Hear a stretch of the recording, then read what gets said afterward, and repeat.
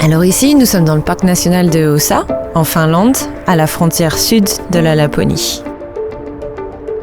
où on a des immensités de forêts, de lacs et de rivières. L'hiver, on pratique des activités sportives, nature. Alors en été, quand il n'y a pas de neige, on garde quand même ce terrain de jeu fantastique.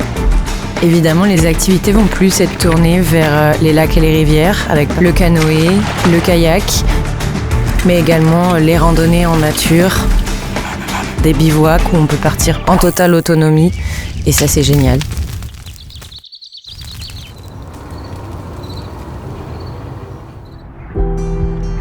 La journée au chenil, je trouve ça chouette de découvrir l'envers du décor parce que les chiens ils s'arrêtent l'été.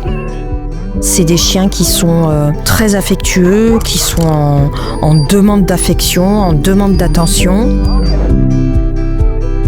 L'accompagnement de Marie est parfait parce qu'elle est très à l'écoute, elle partage beaucoup de choses sur la culture finlandaise. Ça aussi, c'est un vrai plus d'être accompagnée par quelqu'un qui connaît extrêmement bien le pays puisqu'elle y vit.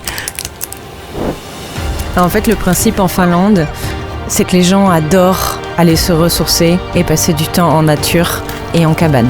Il y a toujours un espace pour faire un petit feu.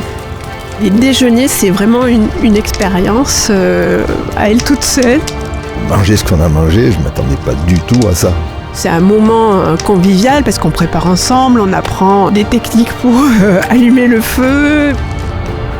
En fait, la région du parc national de Haussa, elle est très connue pour sa population d'ours. On était tous comme des enfants à attendre, à patienter. C'est vrai que c'est vraiment extraordinaire, ça valait vraiment le coup de passer 5 heures dans la cabane. Haussa comprend donc une auberge, un restaurant, un bar et une terrasse. Nous avons des écologes qui se marient magnifiquement à la nature. On peut discuter avec les guides, on peut boire un verre ensemble, et puis il y a le grand salon, donc il y a des jeux de société, il y a le billard. Et on est au bord d'un lac, donc la vue du salon sur le lac, c'est magnifique.